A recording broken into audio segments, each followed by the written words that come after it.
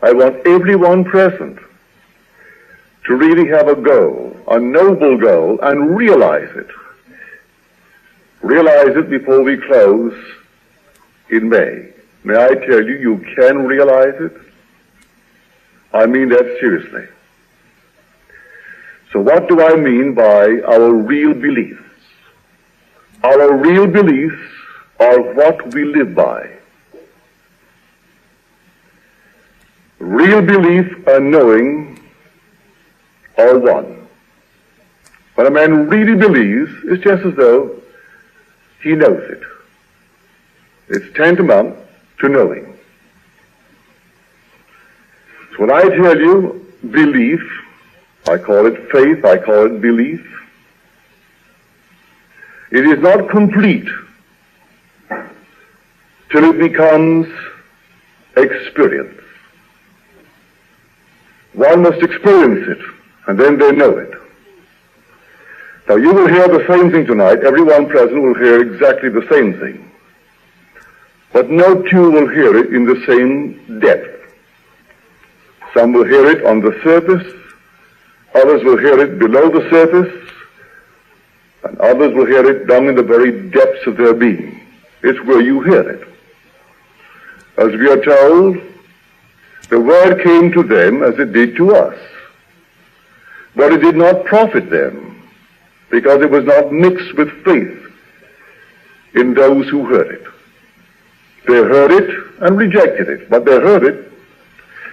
It came in and went out. It did not receive acceptance by those who heard it, and so they instantly rejected it. Tonight, I hope you will not reject what I'm here to tell you. But that's your choice. You're free. You could accept it or reject it. But I tell you, if I get through tonight and you apply it, because you are the operant power, I can tell you, but it doesn't operate itself. If this very moment I ask you to think of a friend, just think of a friend, and now hear him tell you something lovely about himself, about a mutual friend, or about you. Just hear it. Do you believe that that actually took place? You may say, well, I imagined it, but it didn't really take place. I will tell you the day will come, and I hope now, that when you imagine a state, before you have external confirmation of that state, to you it is as though you heard it externally. You know it. That this internal act is equal to the external confirmation of that act. You get to that point, because the difference between God and man is measured only in terms of this imaginative power. If I would now speak of the power that is God, as we are told in Scripture, is revealed constantly as power, sheer power. 3rd chapter, 4th, 5th, and 6th verses of the book of Exodus. Sheer power. Moses stands in the presence of power, but it's creative power. And the distance between God and man is measured by simply power. On this level, if I'm on the surface of my being, only this is real, and what my senses allow. But as I go deeper into my own being, moving ever towards the core of my being, who is God, then my imaginative act becomes externalized. Quickly externalized as I go deeper and deeper. On the surface, it seems to take an interval of time, if I believe. If I don't believe, it never comes into some external form at all. Never. Yet I'm living in a world, not understanding it, not knowing what it's all about. So really the story that I want to tell you is trying to ask you and plead with you to buy your religion wholesale. Go to the maker. Go to the source. Don't buy it retail with some man in between. No one in between you and the source. You go right into the depth and buy your religion wholesale by going to the source, which is your own wonderful human imagination, your own I amness. That's God. The story we told you last Tuesday of one whose name was Eddie. Eddie had the identical experience of the one recorded in the book of Exodus. When he heard, "Do not come up here," read the words. The words are, "Do not come here." Read it in the book of Exodus. 4th, 5th, and 6th verses of the 3rd chapter of Exodus. "And the Lord said unto Moses, Do not come here. And then Moses hid his face, not in shame, but in fear. He was afraid to look at God." So Eddie saw the symbol of God, and he ran. He was scared too. The identical story. And what did he hear? The revelation of God's name, I am. He first heard it, I am. No one in sight. Then it repeated itself so loudly he thought it came from above. He looked up thinking of some machine, maybe some helicopter, with a PA system is broadcasting the name I am. There was not a thing in sight. And then the third, "Don't come up here." Being curious, he did go up there to the hill to confront a rattlesnake. Fortunately, it was not called a spring. It was simply a 4-foot long snake all stretched out, the symbol of the creative power of God. But it scared him. It scares man. When man actually sees what really is in himself, that he's solely responsible for everything that is taking place in his world. Solely responsible. It scares him. It's too much, until he goes deeper and deeper and hears the same word of truth, but hears it in depth, and then he assumes full responsibility for all that is taking place within him. So tonight, let me share with you a few stories. 7 years ago, a lady, she's not here tonight, she's now on a new job, and is taken away for a while. But when she heard it, that imagining creates reality, she said to herself, well, if that is so, I would like to go to Egypt. She had no money. She's never been a lady of means, always working, small sums of money, could never accumulate what it would take to make the trip. And so, the usual story, she told her dream. She didn't keep it to herself, she told it. Nothing wrong in it. If you really believe it, you can tell it. As you're told in the scripture, go, tell no man, but show John, show the world. But that's, if you don't tell man before, will man believe you after the event? He may question your honesty. But if you tell him before the event, then he is assured, because actually you have a witness to the fact you did tell him before the event. So that is also in Scripture. And now I will tell you before it takes place, that when it does take place, you may believe. But that is courage in the depth of the soul, where one knows the imaginal act is a fact at the very moment of the act, though not yet seen by the outer man. But not everyone has that courage and that faith in the imaginal act. So she told it. And naturally her friends criticized her. It is stupid to go to that man, you waste your money. It's not religion. What is it?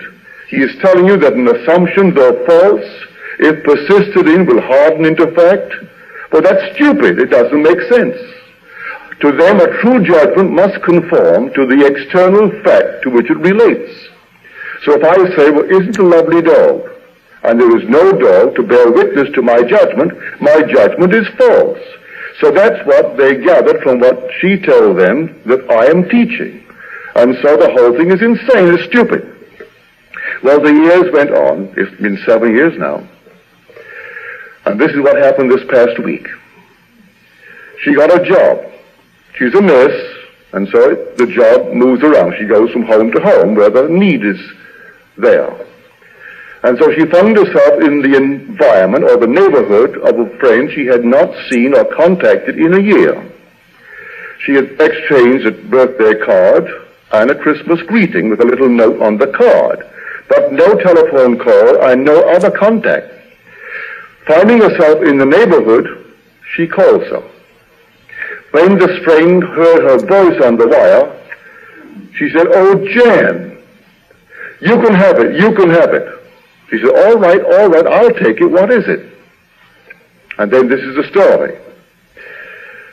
There was a party, a pre-Lenten party at the Hotel Hilton, some Mardi Gras by a Catholic society, the Joseph and Mary Society. There were door prizes.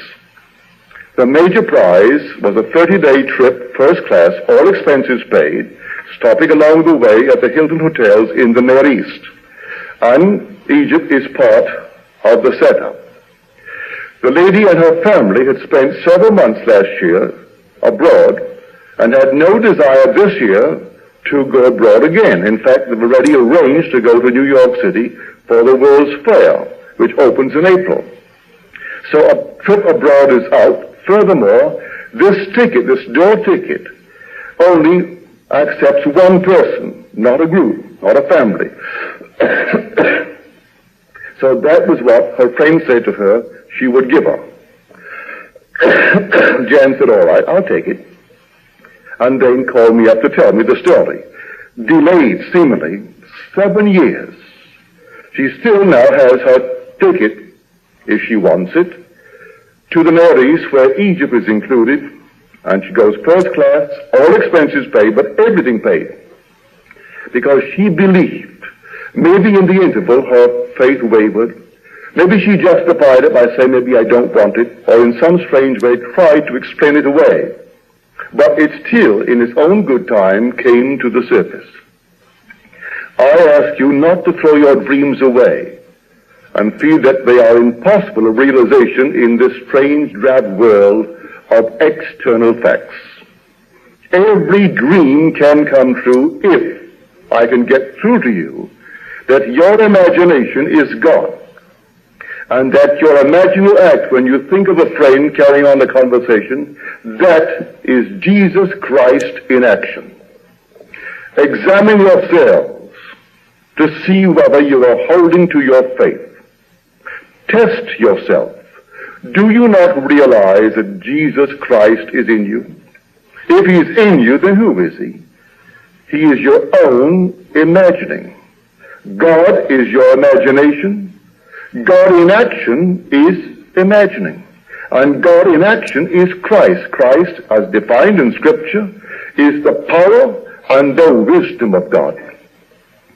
So I tell you, everyone can realize if you really believe in Jesus Christ. 1 billion will claim they believe in Jesus Christ and cross themselves before a dead piece of wood or a piece of marble or clay or something other than a living God.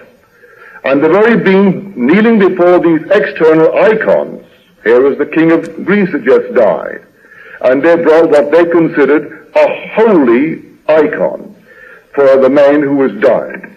In the eyes of God, a king is just like a serf.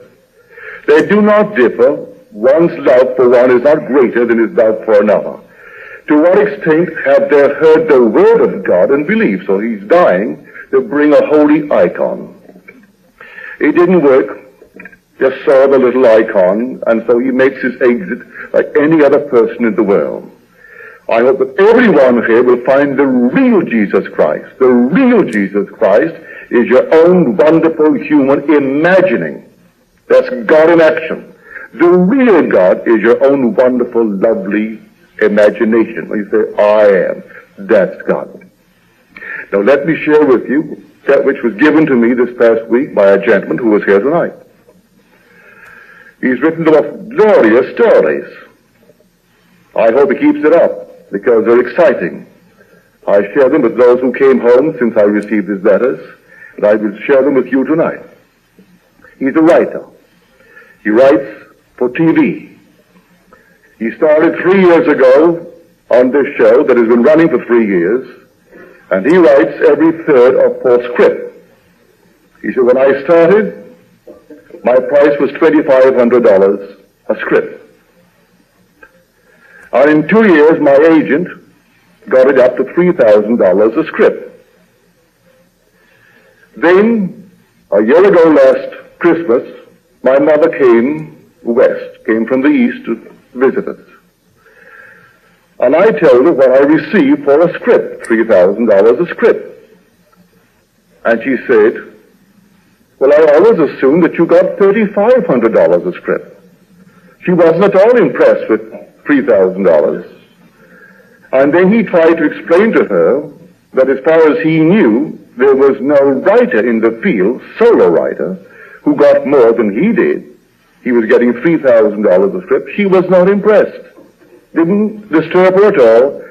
She still said that as far as she was concerned, it was worth $3,500 a script. Well, 2 months later, the agent was called by the studio for a contract, a renewal of contract for the next year of writing. Before, naturally, he would go over to the studio, he would have to discuss it with the writer. And so he explained to the writer he didn't think that they should ask for more.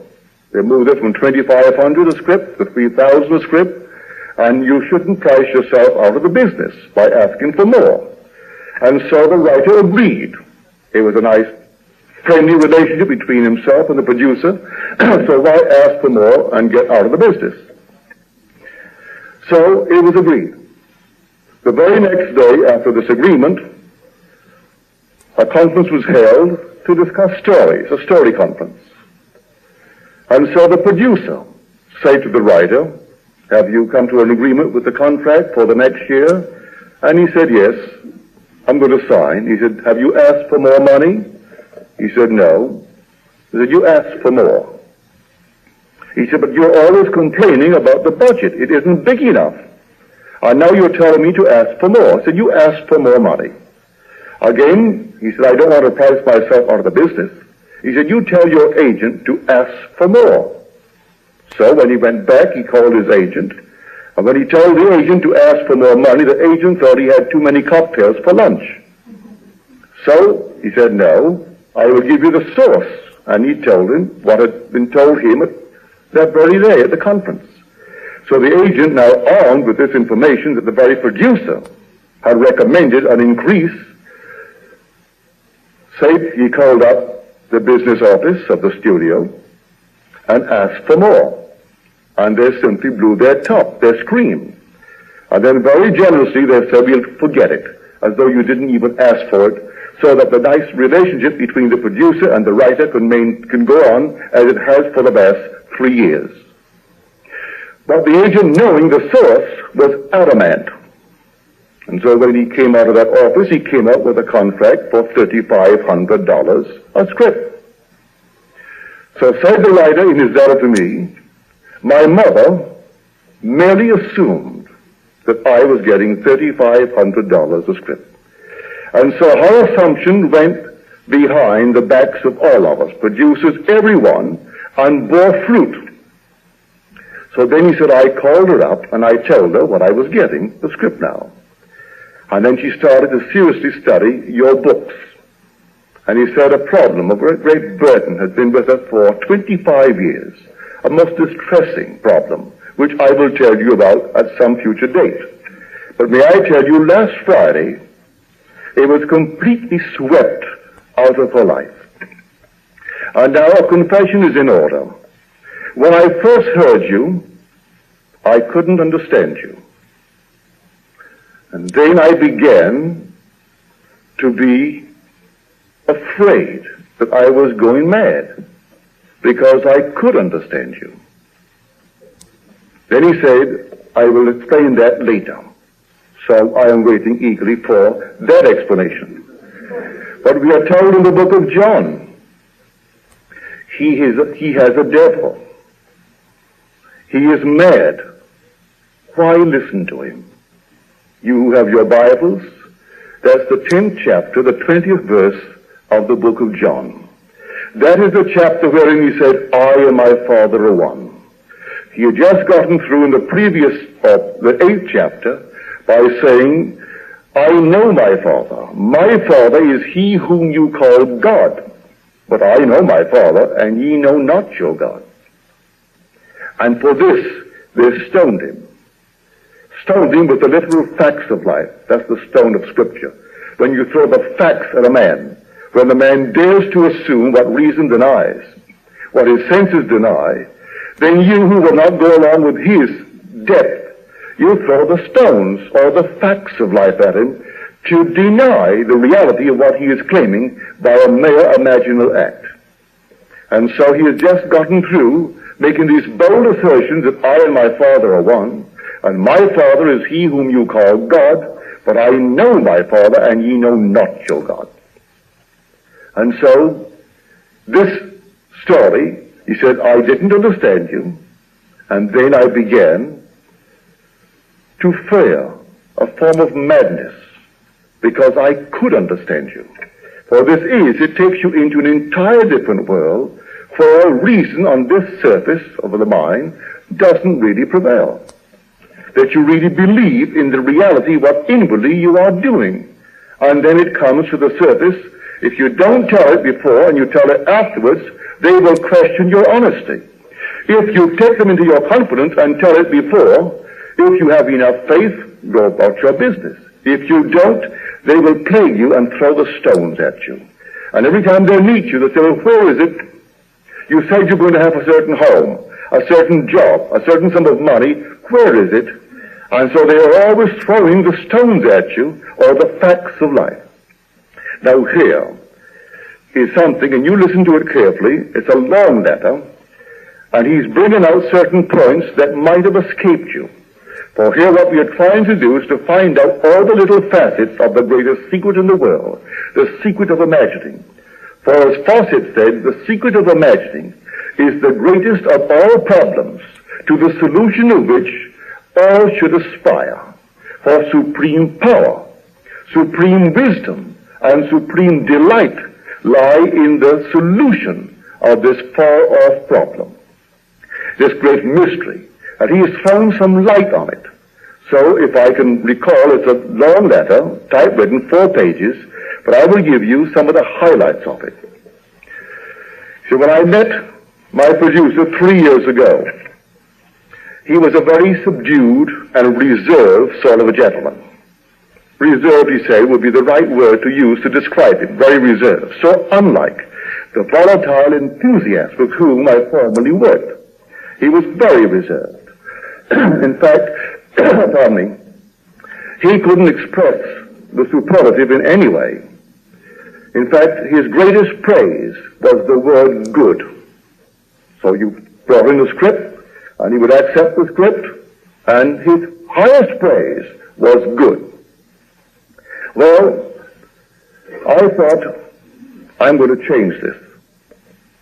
So I lay on the bed, and I heard him say to me, great, just great. Now, I hadn't started the script, I had just given him a script, and he pronounced the script good. I am now doing this about the next script, and I heard him distinctly. I went over and over in my audio setup, as it were. So I heard him inwardly pronounce the new script as great, just great. And while I am lying there, the phone rings. I haven't started the script. The phone is ringing. It's the producer. And he is telling me that the script that he had formerly pronounced good was great, just great. Well, I said he threw me a curve. Because that's not what I was expecting. It was about the new script, which I hadn't even started. So he not only threw me this curve, but someone had their lines crossed. So, right there, I kept on now working a new, I would say, line for him to use. And I changed it from great, just great, to terrific. And so here I am. I only heard one word. It is terrific. Well, I submitted the script, and that's exactly the word he used when he said to me, it's terrific. And with the same enthusiasm that matched my imagining. Now, I said to myself, 2 months later, every script I presented within 2 months, it was either great, just great, or terrific. It didn't go back to good anymore. So I said, no, I'm going to experiment again. So this time, I'm going to make him say, absolutely sensational. So I heard him say, absolutely sensational. Then he said to me, what the hell? If you're praising yourself, why not get the best? So I am doing it to myself anyway, so why be modest about it? I am doing the whole thing because he's only echoing it. So I said, absolutely sensational. So I finished the script, took the script into him, and he pronounced it good. He said, I almost fell out of the chair.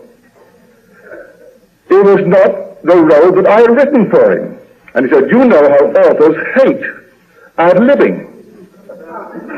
You know what that means in the theatrical world. When the author writes a play, and some actor thinks he knows more than the author, and he changes the script, and he ad-libs, or maybe he forgets his lines, and if he's smart enough, he can throw a few words in, and he ad-libs. But no matter how smart he thinks he is, he doesn't flatter the author.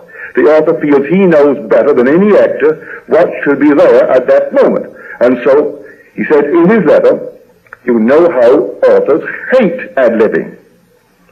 So what could I do? The script had to be cut. So he gave me back the script to cut a certain portion of it. I took the script home, did all the cutting, and then mailed it to him, and I mailed it as a petulant child.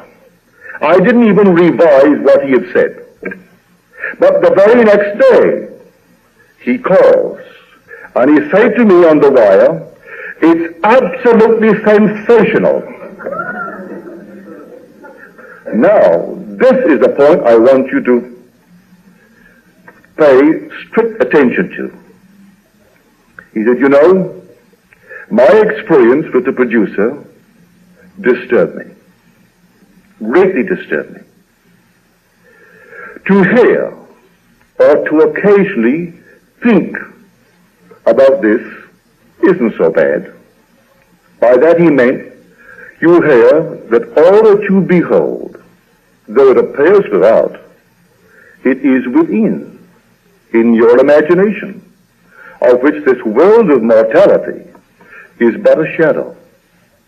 Well, to hear that and to occasionally think about it isn't too bad. But when it seeps in and takes hold of you and goes deeper and you realize that it's true, that that producer who is so important in the production of this great series, who is spending such fortunes, he has it to spend, that is, he allows it, he knows what he's doing, he's been successful, he's been running 3 years, and yet he had to actually utter the word that this writer is writing for him. And when he met him, he was so reserved, he never used any superlatives and could never bring himself to praise a thing beyond the word good. And he raised him from good to great, just great, terrific, absolutely sensational.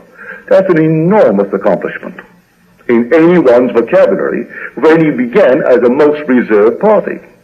So when the individual writer now sees what he did with a man, he said, you know, it distressed me. It distressed me for the simple reason I had to remake my world only as I remake myself. Only as I could remake myself could I in any way remake the world. And what an undertaking. But he said, I found a solution. I will not now think of myself X number of years into the future. I am painting a portrait of myself. And portraits are not painted by one stroke with a brush. And so I am taking it easily. I start with the little things in my life, the little things, and I change them to make them conform to the portrait of the being I am painting of myself. I started with a simple thing. We have a cat, or we had a cat, and it simply clawed up the entire rug. All the rugs were simply pieces of felt, all clawed out. And so we delayed buying a new rug. Really, said he, we were hoping that she would die. After all, she was 15 years old, and she seemed determined to outlive Methuselah. But because she still was very healthy and she didn't die, we bought the new rug. And right away she starts all over again to tear up the rug. And for 2 days I said something must be done in my imagination. I approved it with the producer. So I went to work in my imagination and saw this cat in the backyard tearing up a mat that we had in the backyard for just such a purpose. On the third day, she was out in that backyard clawing the mat until the day she died. She never once tore up our rug. Prayer is a destructive power in the world, save in the imagination of man. If someone heard that story and didn't believe it, they could this night have a cat in their house, and they will say, oh, that was just coincidence in his case. It won't work here, so I'm not even going to try it. That borders on madness, and no one wants to be mad. In fact, to say that you were once put away is like leprosy. They don't want that.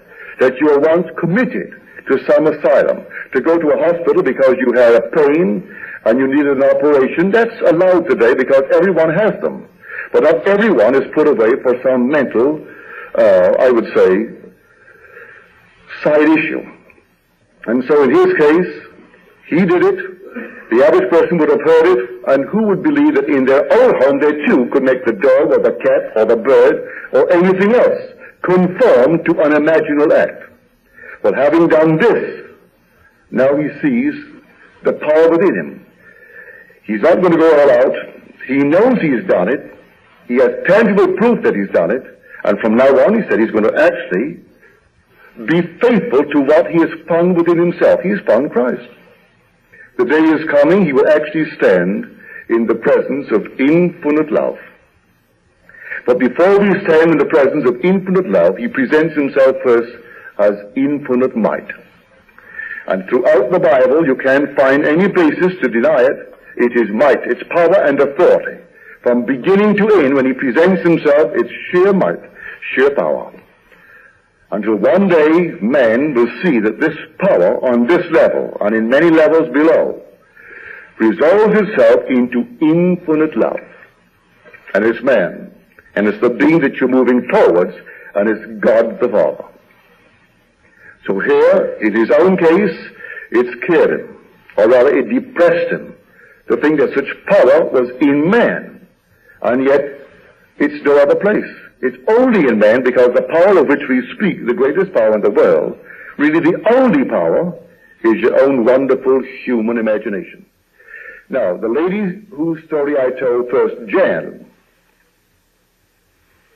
said at this present job of hers, this little boy came home from school, and the high winds we've been having took the aerial down and flattened it. It's still on the ground, she said. And so she tried the TV, and there was no TV. She tried it, and there was no TV. The little boy came home and she said, oh Lord, he's going to be so disappointed because he's back from school and he wants to see the TV. So he goes straight to the TV, he turns it on. He saw the aerial flattened. Then he put his two hands on the top of the machine and just put them there. And she said to him, you know, there's going to be no picture. Oh, yes, there will be. That does it. And she said, what does it? Said, my imagination. I just imagined it. He'll do it. He came back, got in front of the picture with Jan, and here comes this beautiful picture. Now, Jan couldn't do it, and yet she knows this principle, but she's an adult now. We become adulterated as we grow in this world. The little child could actually believe that that power in his hand was all his imagination. It'll do it. And Jan told me over the telephone, because she's working, she can't come here now, that the little boy only put his hand on it and swore that here would come a picture. And the picture came, to Jan's amazement, but not to the boy. He sat and looked at it, and Jan sat there bewildered. The one who has the thing now to go to Egypt. Now to come back to the gentleman's story. Said, I saw an ad of a Swiss record changer. And so I went over to my electronics dealer, and I told him that I would like one. He said, they aren't in the country, and they will be possibly a few weeks before they get here. But we have 11 orders so far. Would you like to order one? He said, yes, I'd like to order one. So he ordered one. So he said, at the end of the month, he received the bill for $375 for the changer. Well, he hadn't received the instrument, so he called up the office. And they apologized. They said that the girl mistook the order for a sale. And so, we have bad news for you, said the girl. It will not be here for 3 or 4 months. But they corrected their mistake. It was not a bill. It was simply an order that they had misinterpreted.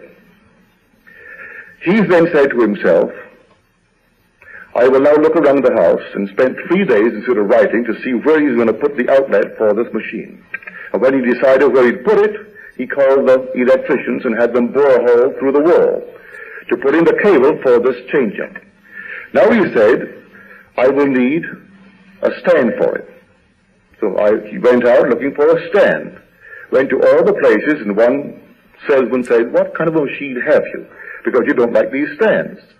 So he told the nature of the machine. The man said, if you have one, it's a miracle because there aren't any in the country. And they won't be here for 3 or 4 months. Which was only confirmation of what the agency said. He said, all right, I can't find the stand, I will design one. So he designed the stand and had it made. When the stand came and he placed it where he intended putting the machine, he said to himself, I will now see the machine there, which he did. Now he said, now that I have the machine, it is only fair to pay the bill. So he sat down and wrote the check out and sent the check off to the electronic firm for his $370 in full for his machine. 2 days after this, they called him to say, we have your record changer. He wondered why. There were 12 of them on the list. The man only received 4 in his shipment of an order of 12. And this friend who wrote me the letter said, well, it could be that I sent my check in advance because I paid for what to me was before me in my imagination. It could be that, on the other hand, I'm not asking questions. Why he gave me the first one in, and why he jumped me from 12 to number 1. However, I have the machine, and now my next problem is this. It's a very delicate, complicated, sly, tricky thing. And so I am now trying to imagine myself smart enough to operate it. So that is the story of using your imagination. I say faith, James Goodchild, we understand that by faith the world was framed by the Word of God. But you know who God is now? Your own wonderful I amness. That's God. He is framing His world, but it takes faith. To hear it without faith, it won't work. To hear it mixed with faith, it will work. If you sit down as he did, he said, I lay on the bed. You can sit right here and carry on this inner mental conversation from premises of fulfilled desire. For thinking follows the tracks laid down in one's own inner conversations. You control the nature of the conversation and see to it that it's not an argument. It's simply from wishes fulfilled. Regardless of the nature of that wish, you carry it on the inside. Some are better at the video. They can see better than they can hear. But I find hearing so very, very easy. And I'm not a musician, so you don't have to be musically inclined to really hear. I appreciate music, but I don't play. And I don't understand music in the true sense of the word. I simply appreciate it. Yet I can hear it vividly. A man's voice, let him speak for us 1 second. Let me get the tone. Then put upon that tone any word I want to hear, and I hear it as though he were here. Now, how long it takes for what I have heard him say to come to pass, I don't know. As we tell you in that story of the book of Habakkuk, the vision has its own appointed hour. It ripens. It will flower. If it be long, then wait, for it is sure, and it will not be late. So one seed grows overnight. Another seed takes a month. Another seed takes a year. As in birth, a child comes to this world 9 months. But a chicken comes out in 21 days. And so everything has a different interval of time between conception and birth in this world. So what determines the nature of that interval, I don't know. But have faith that it is sure and it will not for its own sake be late. Not for its own nature will it be late. So if a child comes out in 9 months, it isn't late for a child. And if a chicken comes out in 21 days, it's not late or early for a chicken. That's the interval of time between that moment where it was fertilized and properly nested, and then the moment of breaking the shell and hatching. So here in our case, apply it. And you will, in the next few months, I'm only here for 3 months, not yet 3 months, and you'll be able to tell me the most fantastic stories in the world. Because you couldn't start from anything more behind the 8 ball.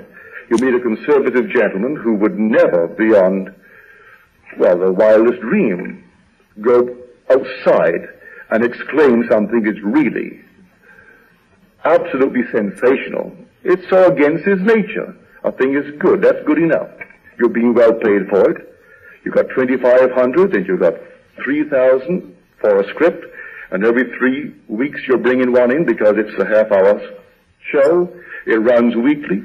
So every 3 weeks you're getting a check for 3,000. Now you're getting for 3,500. And yet the man, I'm quite sure, like all writers, he is not contracted to write only and only for that, if he has time outside of writing these scripts. There are other outlets for his talents as a writer. He's not confined to that. And therefore, the man who is not given to exploding, he made him explode and raised him gradually to great, just great, terrific, and then the final explosion. And he said in his letter, it's the warmest and the friendliest of relationships between us.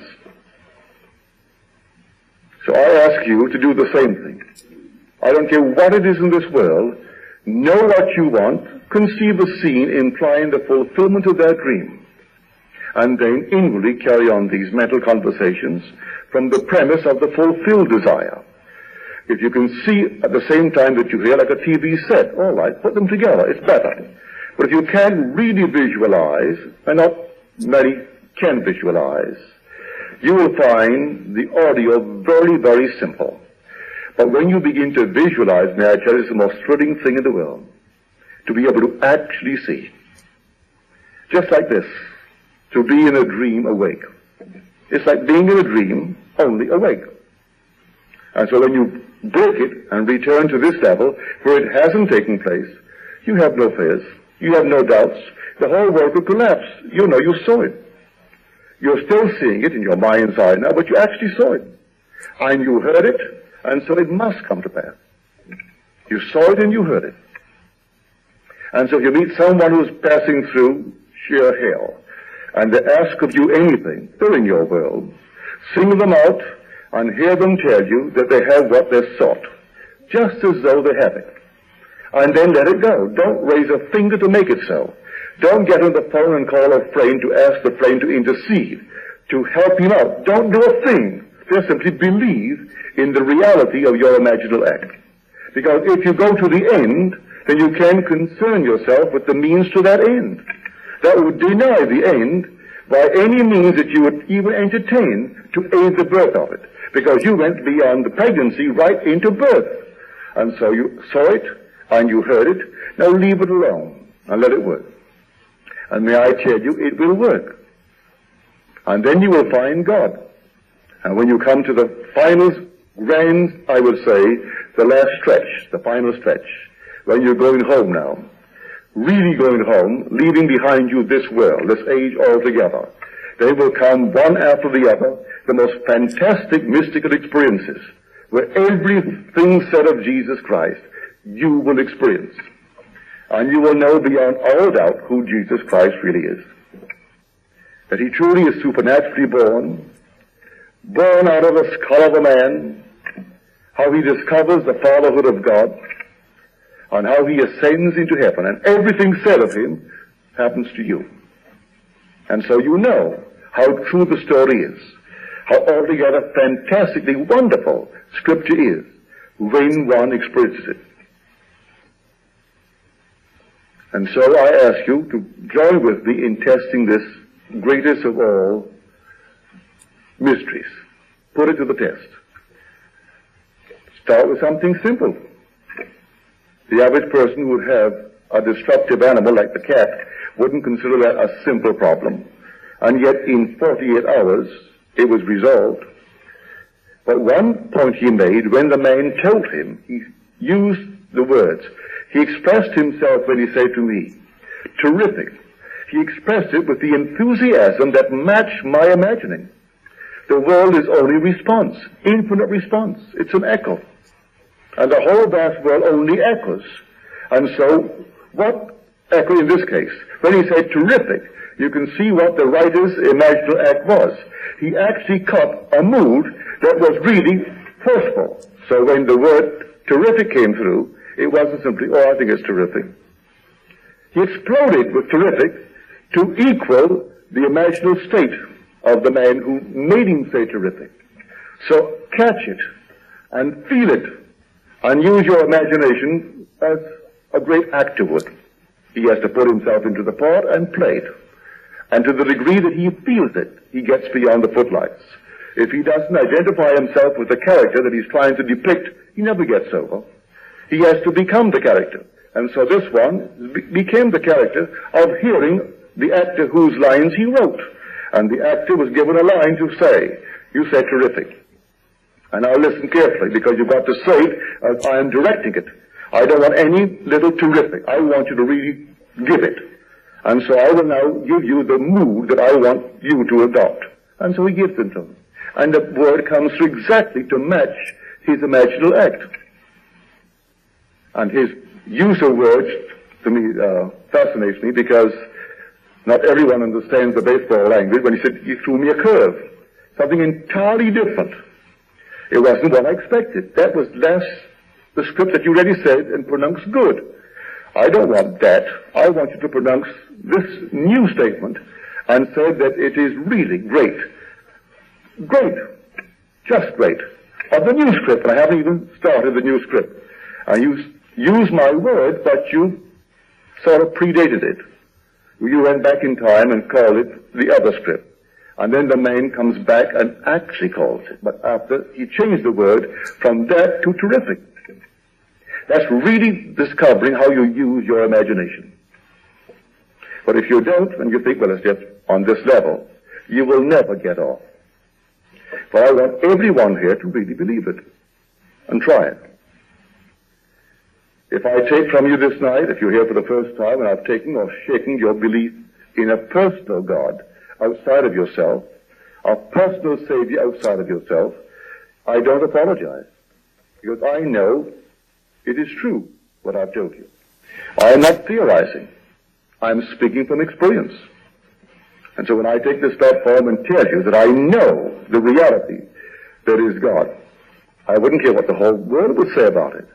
When they say, you don't mean that God truly stood before you, or you stood before him, and you looked into the face of man, I say, yes, I did.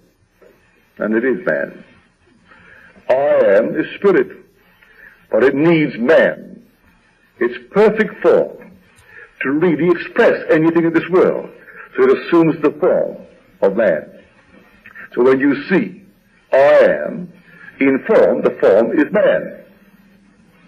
Just like the little girl who told her grandmother, you know what?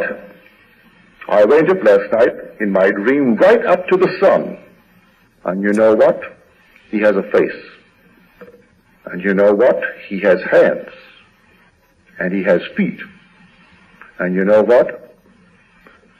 The ocean, the big ocean, talked to the sun. And you know what? The sun came down to the earth. And you know what? He has legs. And he can walk. And he walked right over to me and kissed me on the cheek. And it was hot. Now, isn't that a silly, silly dream, Grandma? but it's true. There is nothing but God, and God is man. And so when Blake was asked, when you see the sun, do you see a big round guinea? He said, no, a host of angels crying, holy, holy, holy. He drew him as man. There's nothing but man, because man and God are one. God is man. So I ask you to take what I've given you this night, take it home, and you try it. It costs you nothing, only the effort and the little time that you will spend in doing it. But bear in mind, when you do it, believe it. Because the words are, the word was spoken to them just as it was to us. But it did not profit them, because they did not receive it with faith, those who heard it. And so when you do it tonight, do it knowing that that in itself is a creative act, that imaginal act. And be faithful to it. Now, faith does not give substance to that imaginal act, that unseen reality. Faith is loyalty to unseen reality. You simply are loyal to it. You made a pledge, all right? Now you're loyal to the unseen reality. Questions, please. Yes, sir.